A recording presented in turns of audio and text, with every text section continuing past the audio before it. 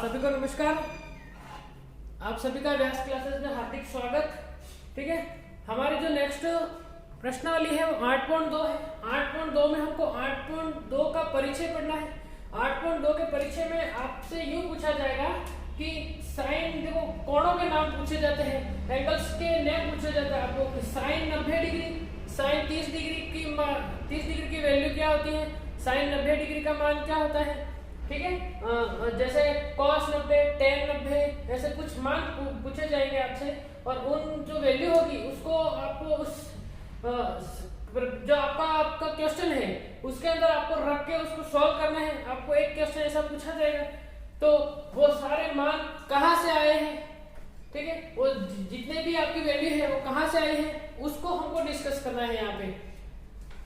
ठीक है, तो हम शुरू करते हैं। आपको देखो सबसे पहले हमको थीटा 0 डिग्री के लिए हमको मान निकालना है कि थीटा अगर 0 डिग्री तो साइन 0 डिग्री का मान क्या होगा।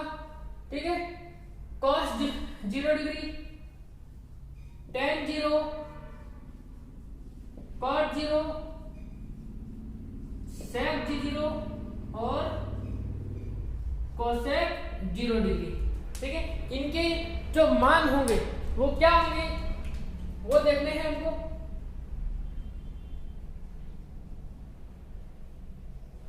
किसके लिए निकाल रहे हैं, 0 डिग्री के लिए। तो पहले अगर आप देखो कि 0 डिग्री के लिए निकालना है तो मैंने आपसे सबसे पहले कहा था कि ये त्रिकोण में जो जितने भी मान है वो समकोण त्रिभुज से निकले हैं। तो पहले हम समकोण त्रिभुज बनाएंगे यहाँ पर। ठीक है, यहां पर आपको समकोण त्रिभुज बनाना है। समकोण त्रिभुज बनाने के बाद आप देखो ये समकोण है। ठीक है, ये समकोण हो गया। अब समकोण बनाने के बाद देखो हमको क्या क्या चीजें याद रखनी है। ये समकोण है, ये भुजा हमारी कर्ण होगी। ठीक है, ये हम थीटा अभी इसको लेते हैं, इसको हमको क्या करना है, 0 डिग्री करना है। ठीक है, अभी के लिए आपको कुछ चीजें माननी होगी। माना कि इसका देखो जो कर्ण है उसका मान हमको मानना है, आधार और लंब। ये मान कहां से आए हैं वो हमको देखने हैं। तो हम कर्ण, आधार और लंब को मान ले। तो हम मानते हैं कि माना कि इसका जो देखो ये कोण है तो ये हमारा हो गया लंब, ये कर्ण और ये हो गया आधार। ठीक है, तो लंब को हम मानेंगे कि माना कि लंब है a और आधार भी है a। हमने दोनों को a मान लिया, मतलब इकाई मानना है आपको। आप एक एक भी मान सकते हो। ठीक है, तो आधार हो गया आपके पास a और लंब हो गया a। तो कर्ण का मान क्या होगा, तो कर्ण का मान निकालने के लिए आपके पास एक सूत्र है पाइथागोरस प्रमेय, जिसमें कह रहा है कि कर्ण स्क्वायर बराबर आधार स्क्वायर प्लस लंब स्क्वायर। कर्ण स्क्वायर बराबर, तो कर्ण स्क्वायर इज इक्वल टू आधार कितना है अपने पास a, उसके ऊपर स्क्वायर, प्लस लंब कितना है a, तो उसके ऊपर भी स्क्वायर। तो कर्ण square is equal to a square plus a square. कितने a स्क्वायर हो गए, तो 2a स्क्वायर हो गए। ठीक है, 2a स्क्वायर हो गए। अब कर्ण स्क्वायर कैसे निकालना है आपको, तो देखो कर्ण कैसे निकालना है, कर्ण के ऊपर स्क्वायर हटाओ, सामने वाले पर क्या लग जाएगा, अंडर रूट लग जाएगा, and under root 2a square. ठीक है, कर्ण इज इक्वल टू क्या हो जाएगा, तो अंडर रूट 2 और a स्क्वायर के ऊपर अंडर रूट यानी कितना होता है a, यानी a रूट 2 क्या हो गया अपने पास, कर्ण हो गया। इसकी जो वैल्यू आ गई वो a रूट 2, ये इसकी वैल्यू होगी। अब तो हमारे पास तीनों है। अब आप देखो इसको, इस पे देखना है कि अगर मैं इसको 0 डिग्री कर लूं, ठीक है, मैं इसको कर रहा हूं 0 डिग्री। जैसे ये 0 हो गया तो इसके सामने ये कौन है, लंब है। अगर ये हो गया 0 डिग्री, 0 डिग्री का मान क्या होता है, आपने एक रेखा खींची, आपको अगर पूछा कि आप 60 डिग्री का कोण बनाइए तो आप ऐसे बनाओगे, चांदे को देखकर, आपके पास चांदा होगा, उस चांदे को देखकर आप इसको ऐसे मान बताओगे। लेकिन आपको 0 का मान बताओ तो 0 तो चांदे के ऊपर ही होता है, मतलब एक सीधी रेखा क्या हो जाएगी, यही क्या हो जाएगा 0 डिग्री। अब ये 0 हो गया तो सामने जो लंब है उसकी वैल्यू क्या हो जाएगी? तो देखो ये तो बैठ गया इसके ऊपर, ऐसे इसके ऊपर बैठ गया, मतलब ये क्या हो गया? 0 हो गया, ये आधार 1 हो गया। अब जैसे ही ये इसके ऊपर बैठ गया तो कर्ण और आधार दोनों समान हो गए, मतलब दोनों 1-1 हो गए।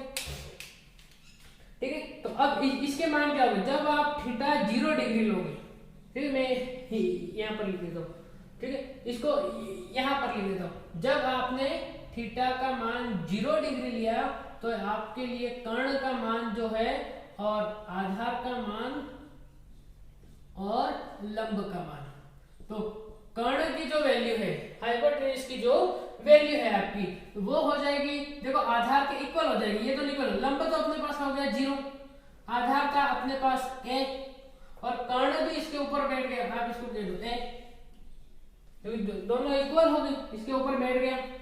ठीक है, बैठने के बाद ये सारे वैल्यू कहां से आई?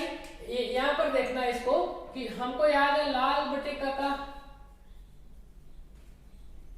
ठीक है, कि इसको हम रेशो में कैसे लिखते हैं? साइन को हम कहते हैं लंब बटे कर्ण, ठीक है, परपेंडिकुलर अपॉन हाइपोटेन्यूज, और इसके बाद कॉस को हम बोलते हैं आधार बटे कर्ण, टेन को हम बोलते हैं लंब बटे आधार, कॉट को हम क्या कहते हैं? तो कॉट को हम कहते हैं आधार बटे लंब, जस्ट इसका उल्टा आधार बटे लंब, सेक को हम बोलते हैं कर्ण बटे आधार, कर्ण बटे आधार, और कॉसेक को हम कहते हैं कर्ण बटे लंब। ठीक है, ये वैल्यू आपको याद रहेगी। आपको ये सब मैंने इंट्रोडक्शन 8.1 के इंट्रोडक्शन में पूरा करा दिया है। ठीक है, इसके बाद देखना है यहाँ पर कि निकालते कैसे लंब के। जब हमने थीटा 0 डिग्री लिया तो 0 डिग्री के लिए लंब की वैल्यू क्या थी? तो 0 डिग्री के लिए लंब था अपने पास, परपेंडिकुलर जो होता है वो 0 होता है, कर्ण हो गया वो 1 के इक्वल हो गया। अब आप खुद बताओ मुझे कि 0 में यदि किसी भी नंबर का आप डिवाइड करते हो तो हमेशा 0 डिग्री आता है, मतलब साइन 0 का मान हो गया 0 डिग्री। ठीक है, cos 0 को हम क्या कहते हैं? तो cos 0 होता है वो आधार बटे कर्ण होता है। आधार अपने पास जब थीटा 0 डिग्री हो तो आधार हो गया अपने पास a और कर्ण भी हो गया अपने पास a। जब समान में अगर समान संख्या का डिवाइड किया जाए तो हमेशा 1 आता है। ठीक है, अब देखो tan 0 डिग्री, तो tan 0 डिग्री के लिए लंब बटे आधार, लंब कितना है अपने पास? 0, आधार कितना है अपने पास? a, तो tan 0 का मान हो गया 0 डिग्री। ठीक है, cot 0 के लिए, cot के लिए क्या? आधार बटे लंब, यानी देखो इसका उल्टा a बटे 0, a बटे 0।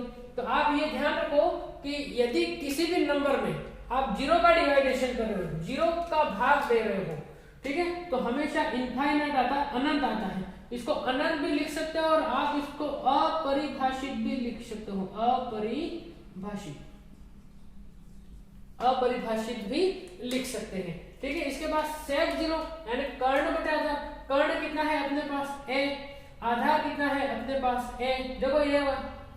ठीक है, तो इसकी वैल्यू क्या होगी? तो कर्ण 0 डिग्री का मान 1 होता है और cos 0 डिग्री का मान क्या? cosec 0 डिग्री का मान कितना होता है? तो कर्ण कितना है अपने पास? a और लंब कितना है अपने पास? 0। तो यह हो गया इनफाइनाइट, यानी इसको हम कहते हैं अपरिभाषित, इसको हम कहते हैं अपरिभाषित। अपरिभाषित होने के लिए देखो यहाँ पर कि अगर 0 नीचे है तो वो अपरिभाषित होगा, 0 ऊपर है तो वो 0 आएगा, लेकिन ये किसी संख्या में आप डिवाइड कर रहे हो। ठीक है, तो आपको अगर थीटा 0 डिग्री लाना है तो थीटा 0 के लिए लंब कर्ण आधार के मान क्या होंगे? अगर उनके मान आ गए तो आप साइन 0 को, मतलब शेष त्रिकोणमितीय अनुपात आप निकाल सकते हो। साइन 0 का मान 0 डिग्री हो गया, cos 0 1 हो गया, tan 0 0 हो गया, tan 0 अनंत हो गया अपरिभाषित, और sec 0 1 हो गया और cosec 0 अपरिभाषित अनंत हो गया। ठीक है, अब इसके लिए देखो, अब हमने पहले किसके लिए निकाला? 0 के लिए। अब हम 30 डिग्री और 60 डिग्री के लिए निकालेंगे, फिर हम 90 और 45 के लिए निकालेंगे। ठीक है, ठीक है, अब देखिए, अब हमको थीटा 0 के लिए हमने निकाल लिया, अब हम थीटा 30 डिग्री के लिए निकाल रहे हैं। 30 डिग्री के लिए कैसे निकालेंगे? तो 30 डिग्री के लिए हमको एक इक्विलेटरल ट्रायंगल लेना पड़ेगा। ये इक्विलेटरल जो ट्रायंगल है जिसको हम कहते हैं समबाहु त्रिभुज,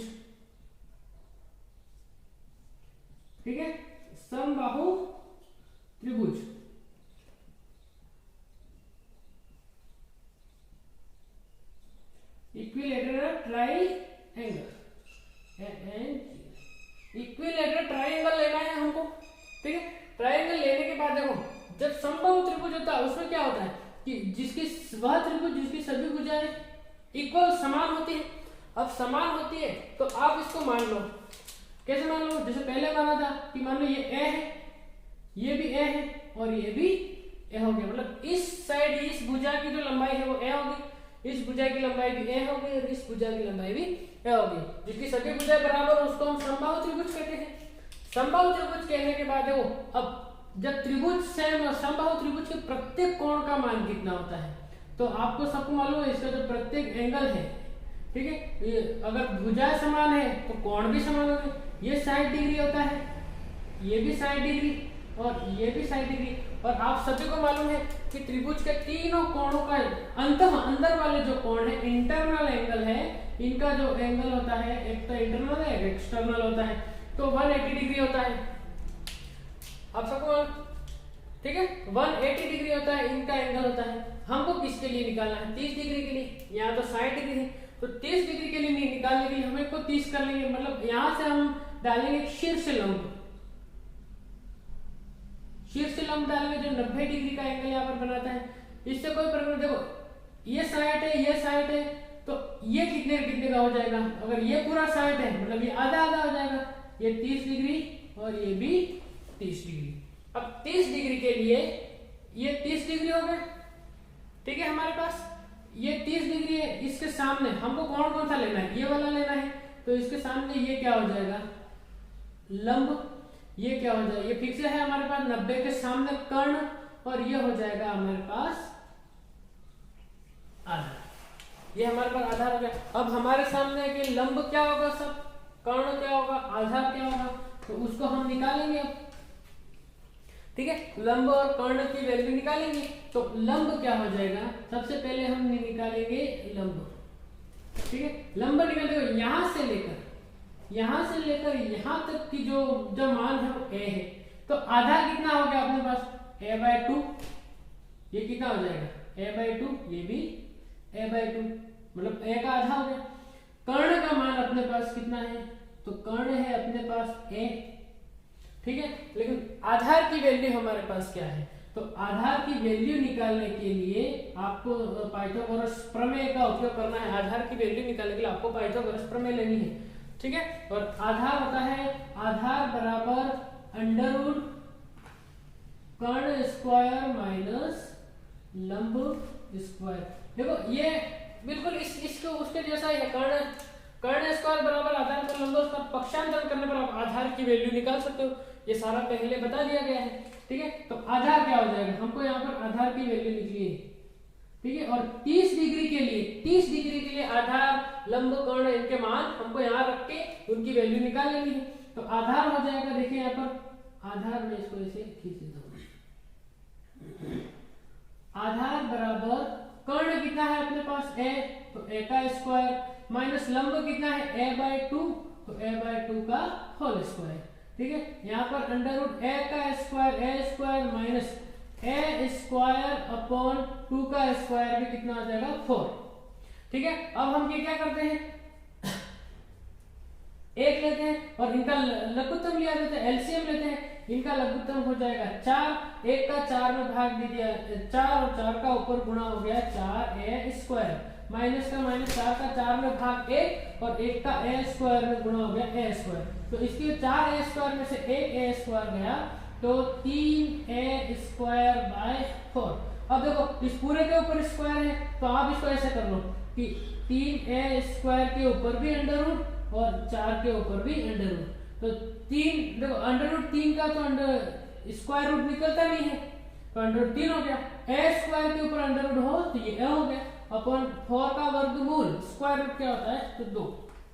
तो हमारे पास आधार कितना हो गया, अंडरवुड 3/2 इंटू a, ठीक है। हमारे पास 30 डिग्री के लिए सारे मान हो गए, 30 डिग्री के लिए अब सभी मान यहाँ पर रख लो, लंब कर्ण और आधार। लंब हो गया अपने पास a/2,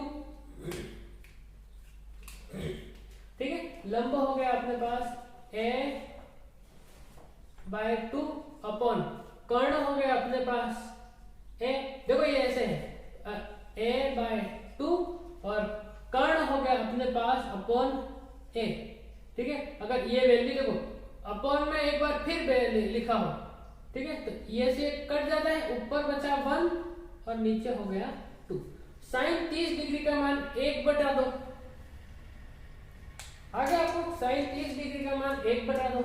आधार कितना है अपने पास, तो आधार है √3/2 और a, और फिर लिखा है कर्ण कितना है, तो अपॉन a। अब जब अपॉन में a है ऐसे होगा, अपॉन में a, तो ऐसे a कट जाएगा, बचेगा केवल √3/2। cos 30 डिग्री का मान हो गया √3/2। उसके बाद है tan 30 डिग्री, तो लंब बटे आधार। लंब कितना है अपने पास a/2 और आधार कितना है अपने पास, तो √3/2। देखो a/2 लंब हो गया और a हो गया √3a/2। इसमें क्या हो जाएगा a/2, तो ऐसे ही रहेगा, ये √3 ये हो जाएगा 2/√3a। a से a कट गया, 2 से 2 कट गया, ऊपर कुछ नहीं 1 है और नीचे क्या है, ठीक है। इसकी जो वैल्यू हो जाएगी, मैं यहाँ पर लिखता हूँ कि ऊपर तो हो गया 1 और नीचे हो गया √3, तो tan 30 डिग्री का मान हो गया 1/√3। अब बताओ कि ये देखो इन तीनों की वैल्यू निकालनी आसान है, ठीक है, इन तीनों की वैल्यू निकालनी आसान है। कैसे, tan का फॉर्मूला क्या होता है 1/cot, cot का होता है 1/tan, तो cot क्या होता है, क्या हो जाएगा 1/tan, मतलब इसका उल्टा 1/√3 है, तो ये √3 हो जाएगा, ठीक है। sec किसका उल्टा होता है cos का, तो cos क्या लिखा है √3/2 है, तो ये हो जाएगा 2/√3। और cosec 30 डिग्री यानी cosec 30 sin 30 का मान कितना होता है 1/2, तो ये हो जाएगा 2/1, यानी इसकी जो वैल्यू होगी वो होगी 2। तो sin 30 degree 1/2, cos 30 degree √3/2, tan 30 degree हो गया 1/√3, cot 30 डिग्री हो गया √3, sec 30 डिग्री हो गया 2/√3 और cosec 30 डिग्री हो गया 2। इस प्रकार इसकी वैल्यू हम निकाल सकते हैं, ठीक है। अब ये हमें थीटा 30 डिग्री के लिए इनके इन सब की वैल्यू थी, शेष त्रिकोणमिति अनुपात कोण 30 डिग्री के लिए। अब शेष त्रिकोणमिति अनुपात इसी चित्र को देखकर 60 डिग्री के लिए हमको लेना है। इसके बाद हमको 60 डिग्री के लिए निकालना है। थीटा 60 डिग्री के लिए सभी त्रिकोणमिति अनुपात क्या होंगे, तो मैं यहाँ पर लिख देता हूँ theta 60 degree, sine 60 degree, cos 60 degree, tan 60 degree, cot 60 degree, sec 60 degree और cosec 60 डिग्री। 60 डिग्री देखो इसको हमने समबाहु त्रिभुज लिया हुआ है, ठीक है। यहाँ पर देखो 60 डिग्री है, तो जस्ट कोण के सामने वाला ये लंब हो जाएगा, मतलब लंब की वैल्यू में √3/2 है। आधार ये 90 के सामने होता है वो कर्ण होता है, ठीक है। 90 देखो हमने शीर्ष लंब डाला है, मध्य का नहीं है ये, तो ये 90 डिग्री हो गया। 90 डिग्री डालने के बाद ये कर्ण हो गया और हमारा जो आधार है वो 1/a/2 आधार, लंब हो गया √3/2 है और कर्ण हो गया 1, ठीक है। सभी वैल्यू यहाँ पर रखनी है, किसके लिए साइन थीटा है हमारे 60 डिग्री, तो लंब कितना हो गया अपने पास, तो लंब हो गया √3a/2, ठीक है। और बटे में कर्ण कितना है, कर्ण अपने पास है a, ऐसे a कर गया, बचा अपने पास √3/2, मान ली √3/2। यहाँ से cos 60 डिग्री आधार कितना है अपने पास a/2, कर्ण कितना है a, ऐसे a कर गया, बचा ऊपर 1 और नीचे बचा 2, ठीक है। तो 1/2 cos, देखो पहले sin 30 डिग्री का मान 1/2 था, cos 60 डिग्री का मान 1/2 है। tan 60 डिग्री लंब कितना है अपने पास √3/2 a, यानी आप √3a भी बोल सकते हो, और आधार कितना है अपने पास a/2। ये ऐसे सोल्व होता है √3/2 a इंटू, देखो a/2 है तो ये हो जाएगा 2/a, ऐसे a कट गया, 2 से 2 कट गया, ऊपर बचा केवल √3, तो tan 60 का मान हो गया अपने पास √3 डिग्री, ठीक है। cot 60 डिग्री देखो जस्ट इसका उल्टा √3 है तो 1/√3, sec किसका उल्टा cos का, तो 1/2 है तो 2/1 हो जाएगा ये, और 2/1 को हम कहते हैं 2, और cosec 60 डिग्री है कर्ण बटे लंब है, यानी ये साइन का उल्टा आता है, तो √3/2 है तो 2/√3, तो यह हो गया अपने पास थीटा 60 डिग्री के लिए, ठीक है। हमने tan 45 डिग्री के लिए अब हमको निकालना है, हमने 60 डिग्री के लिए 0 डिग्री 30 60 45 के लिए निकालना है और अब हमको 90 डिग्री के लिए निकालना है। ठीक है, 90 के लिए निकालने के लिए देखो 45 डिग्री के लिए वही हमको पहले वाला चित्र लेना है 0 डिग्री में जिनको हमने कुछ ना कुछ माने थे। ठीक है, हमको tan 45 डिग्री, अब tan 45 के लिए आप ये 90 डिग्री है तो इन दोनों का योग 45 होना चाहिए क्योंकि त्रिभुज के तीनों कोणों का योग 180 डिग्री होता है।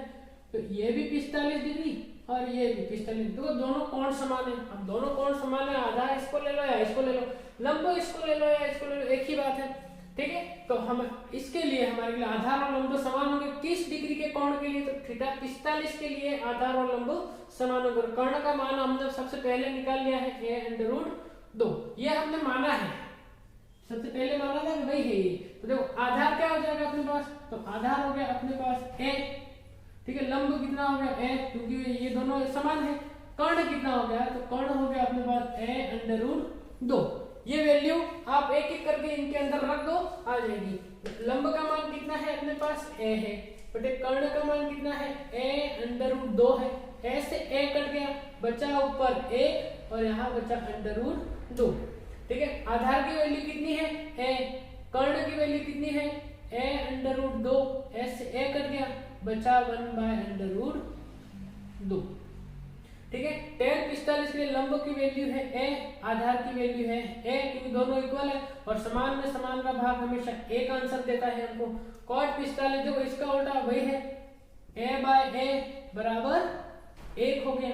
sin sec 45 डिग्री, कर्ण का मान है अपने पास a√2 और आधार का मान हो गया a से a कट गया, बचा √2 और cosec 45 डिग्री का मान है, कर्ण का मान है अपने पास a√2 और लंब का मान है a से a कट गया √2। तो ये हमारे पास है थीटा 45 डिग्री के लिए शेष त्रिकोणमितीय अनुपात।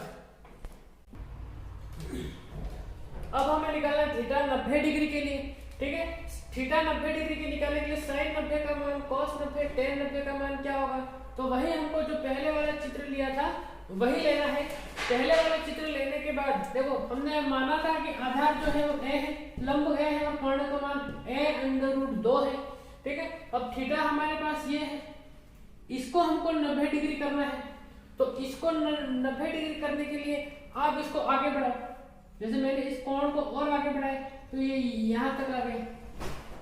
ठीक है, टेढ़ा होगा थोड़ा, यहाँ पर आ गया तो ये हो गया 90, और थोड़ा आगे बढ़ाया हमने इसको।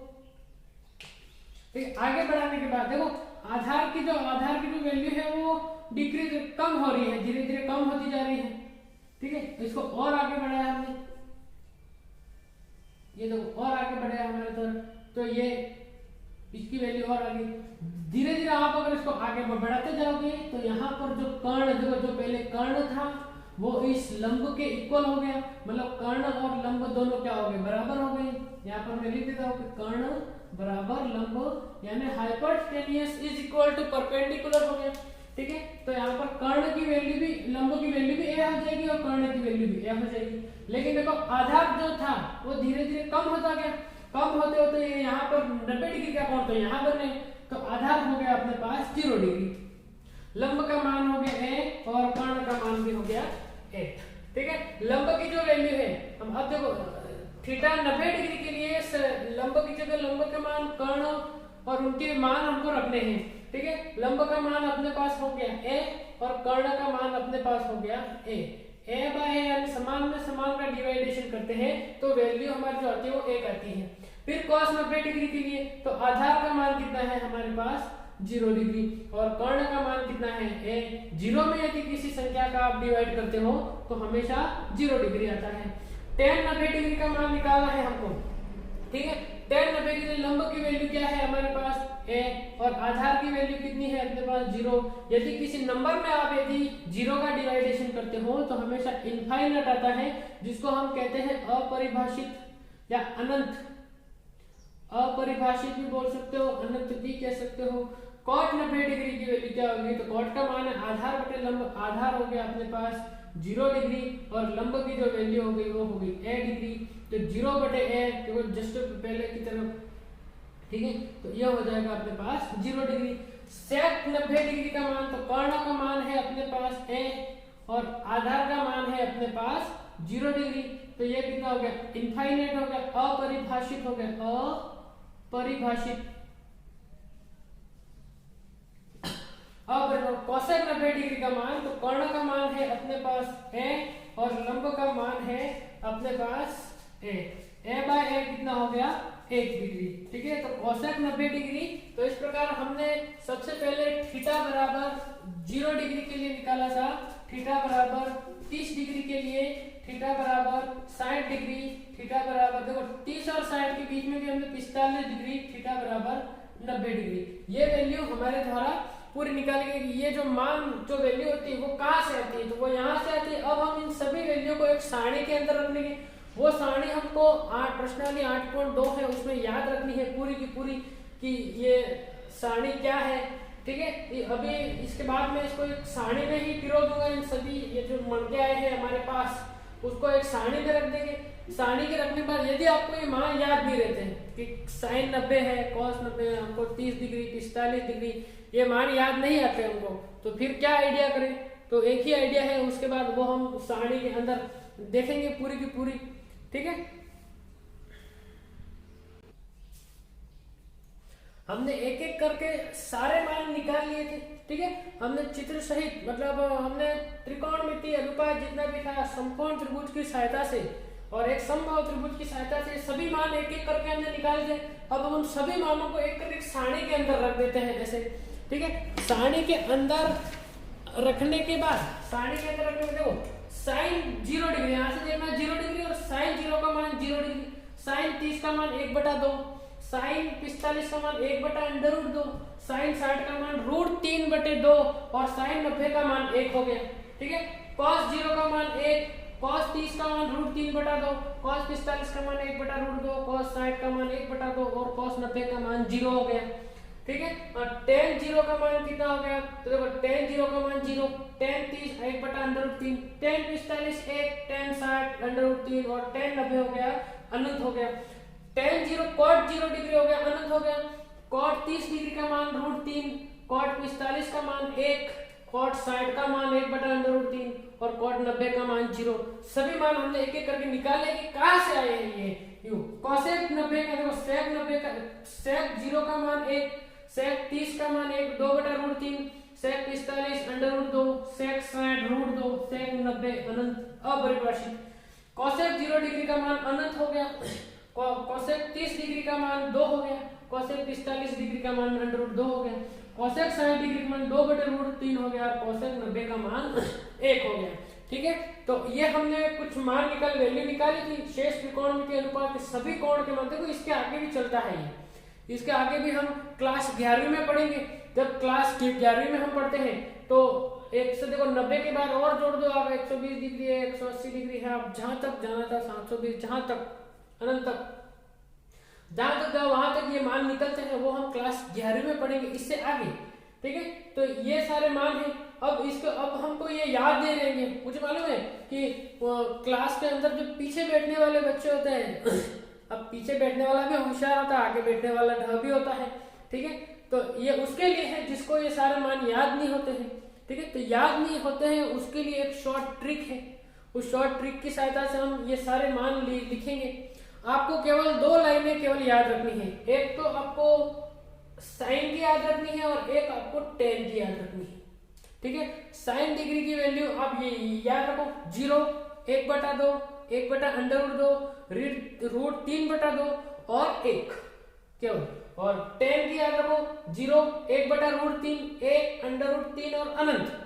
केवल 2 मान याद रखने हैं, बाकी आप अपने आप लिख दोगे। ठीक है, अब 2 मान याद रखने के लिए क्यों कह रहा हूं, क्योंकि देखना है आप जिन बच्चों को याद नहीं हो रहा है थोड़ी दिक्कत होती है, एक तो बहुत सारी प्रश्नावलियां होती हैं। ठीक है, 10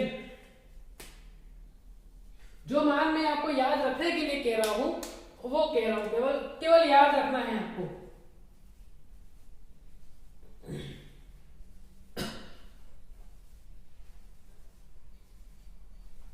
देखिए रखना कुछ तो याद रखना पड़ता है। अब इसको निकालने का भी तरीका है एक, वो भी मैं आपको इसी के अंदर, ये अगर मान लो ये दोनों भी याद नहीं रहे, पहले तो अगर हो सके तो इन दोनों को याद कर लो, a0 1/2 1/√2 √3/2 1, और इसको याद रखो 0 1/√3 1 √3 और अनंत, इनको याद रखो। अगर नहीं याद है तो इनको इन दोनों को निकालने का भी मेरे पास एक तरीका है जो मैं आपको बताऊंगा। आपको इतना ध्यान रखो, इंट्रोडक्शन क्लास नहीं छोड़नी किसी भी सर की। आप उत्कर्ष की क्लास लेते हो, बड़ी बड़ी जो ऑनलाइन क्लासेस चलती है उनकी भी अगर आप क्लास लेते हो किसी भी सर की, तो आपको उनकी इंट्रोडक्शन क्लास नहीं छोड़नी है। क्यों? क्योंकि आधी प्रश्न में 60% तो सारा इंट्रोडक्शन में हो जाता है। इसके बाद सॉल्व करने का तरीका तो हम 6वीं 7वीं 8वीं तो सीख रहे हैं, और उससे भी आसान तरीके जो मैं आपको यहाँ पर पूरा का पूरा बताऊंगा। ठीक है, तो मैंने आपको 2 मान याद रखने को कहे हैं। सबसे पहला मान तो है अपने पास साइन का, 0 के लिए 1/2 0 1/2 1/√2 √3/2 1। फिर अगर आपको कॉस का निकालना, उसका उल्टा कर लो, वहां एक पीछे था एक आगे लिख दो, √3/2 पीछे था उसको आगे लिख दो √3/2, 1/2 यहाँ √2 यहाँ था, इसको 1/√2 यही लिख दो, 1/2 को यहाँ लिख दो, और यहाँ से 0 था वो 0 उठ के यहाँ आ गया, उल्टा लिख दिया। ठीक है, इसको देखो 10 के मान को उल्टा कर दो, तो उसको उल्टा करके अनंत वहां था, अनंत को पहले लिख दो, √3 वहां था, √3 यहाँ पहले आ गया, 1 यहाँ था 1 यही आ जाएगा, 1/√3 यहाँ आ गया, और 0 डिग्री है वो यहाँ, मतलब 0 है वो यहाँ आ गया। अब इसके मान निकालना, सेक का मान, तो सेक का मान निकालने का क्या तरीका है? तो सेक होता है, देखो सेक का सूत्र ये होता है, सेक थीटा बराबर 1/cos थीटा। सबसे पहली क्लास अपने इंट्रोडक्शन की सबसे पहली क्लास, जिस पर इतने ज्यादा कमेंट तो नहीं आए हैं, लेकिन ठीक है। सेक का मान था 1/cos, तो सेक का मान निकालने के लिए cos का मान लिखते जाओ एक एक। cos का मान क्या है? 1, तो 1 हो गया। सेक क्या हो गया? 1/1, 1/1 क्या होता है? 1 होता है।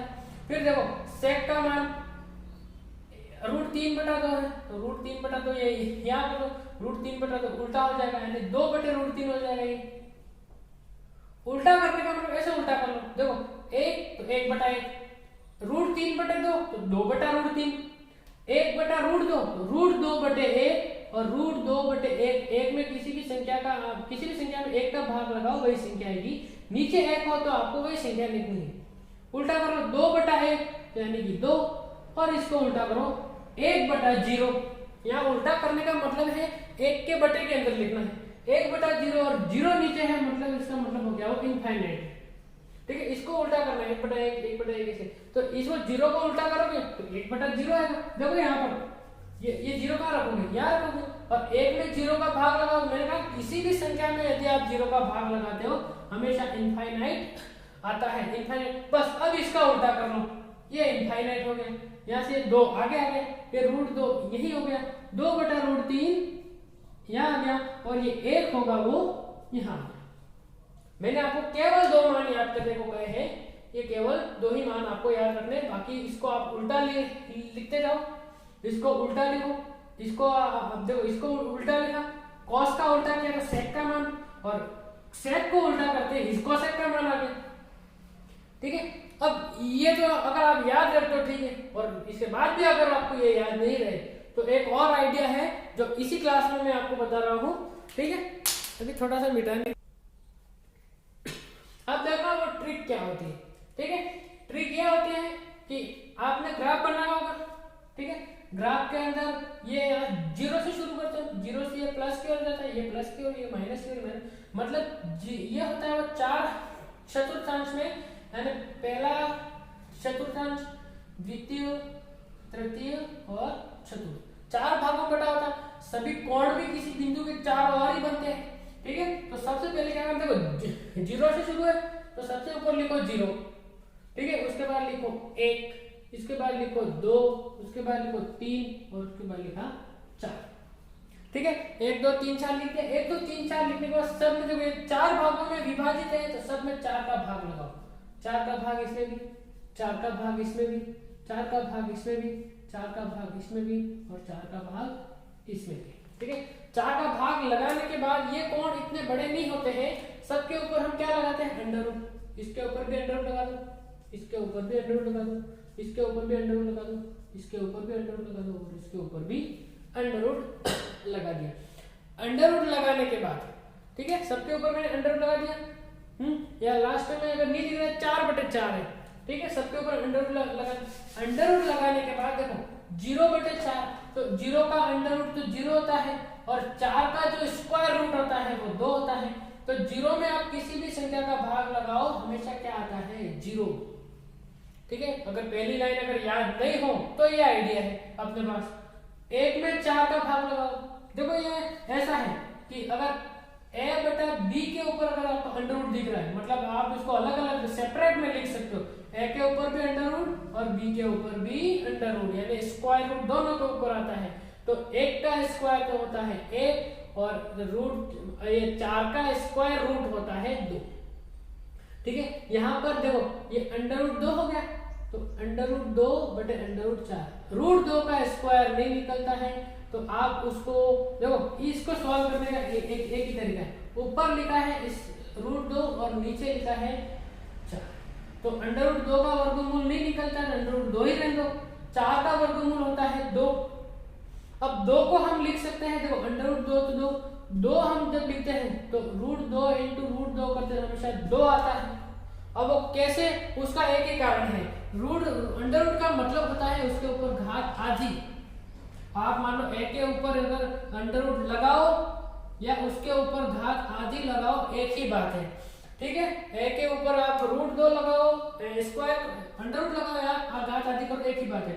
अब ये दोनों कैसे इक्वल हो गए देखना है। ठीक है, देखो 2 के ऊपर अंडर रूट नहीं लगा के मैं घात आधी लगा, घात आधी इंटू घात आधी, ये अभी जो वही है under root 2 into under root 2, under root 2 into under root 2। अब आधार समान है, घात और घातांक के नियम के अनुसार आधार समान है, घातें जुड़ती है, तो आधी और आधी जुड़ जाएगी, तो यह आधी प्लस आधी, तो ये 1 की घात 1 हो गया, आधा और आधा 1 हो गया, तो ये 1 की घात 1, तो अंडर रूट 2 से अंडर रूट 2 कट गया, ऊपर बचा 1, नीचे हो गया अंडर रूट 2, तो ये हो गया अंडर रूट 2। इसको देखो √3/4, तो अंडर रूट 3 का तो अंडर रूट 3 और अंडर रूट 4 है उसका हो जाएगा 2, और 4/4 कितना होता है 1, और 1 का अंडर रूट हमेशा कितना आता है 1। ठीक है, अगर आपको मान लो साइन का मान याद नहीं हो रहा है तो इस तरीके से आप उसको याद कर लो या इस तरीके से निकाल लो। अगर एग्जाम में नहीं आ रहा है, सबसे पहला काम तो आपको एग्जाम में जाके ये सारणी लिखनी है। सारणी लिखने के लिए बार बार रिवीजन करना पड़ता है। हमने अपने घर के लोग हैं उनके नाम कभी याद नहीं किए कि पापा का नाम ये है, मम्मी का नाम ये है, भैया का नाम ये है, बहन का नाम ये कभी याद नहीं किए, ये रोज का रोज रटे हैं, तो रटने से याद रटे मतलब रिवीजन किया है, तो रिवीजन में क्या होता है ध्यान रहता है, जिसमें याद नहीं करना रिवीजन करने से याद हो जाएगा। ठीक है, ये मान लीजिए, अब जस्ट उसके उल्टे मान लिख दो। अब उल्टा मान लिखने के लिए 1 कहाँ आ जाएगा आगे, √3/2 यहाँ पर, 1/√2 यहाँ पर, √3/2 यहाँ पर, मतलब ये उल्टा लिख लेंगे तो 1/2 यहाँ पर और ये 0 कहाँ गया यहाँ। ठीक है, ये मान हमने लिख लिए। मान लिखने के बाद मान लिख लिया हमने। अब मान तो मैंने कहा कि इतना लिखना है, फिर उसका उल्टा। अब tan का मान कैसे निकालो, इससे तो नहीं निकाल सकते, तो tan का एक सूत्र है, tan थीटा बराबर sin थीटा बटा cos थीटा। ये वैल्यू मतलब साइन में अगर आप cos का भाग लगा रहे हो तो आपको tan की वैल्यू आती है। ये सारे फॉर्मूले पहले लिखा दिए गए हैं। ठीक है, तो मैं यहाँ पर कर दो 0 में 1 का भाग लगाओ, तो 1 हमेशा कहाँ रहेगा नीचे, तो ऊपर क्या हो जाएगा, ऊपर 0 है मतलब समझ जाओ कि 0 आएगा। 1/2 में √3/2 का भाग लगाओ, √3 तो 2 से 2 कट गया, ऊपर बचा 1, नीचे हो गया अंडर रूट का 3। 1/√2 में 1 समान का भाग हो गया 1, 2 से 2 कट गया, ऊपर बचा √3, नीचे बचा 1। अब नीचे 1 हो इसका कोई मतलब नहीं होता है, वही संख्या होती है। 1/0 नीचे 0 हो गया, इसका मतलब ये होता है इनफाइनाइट यानी कि अनंत। ठीक है, अब जस्ट इसको उल्टा लिख लो, उल्टा लिखा, अनंत यहाँ आ गया, √3 यहाँ आ गया, 1 यहाँ आ गया, 1/√3 यहाँ आ गया और 0 यहाँ आ गया।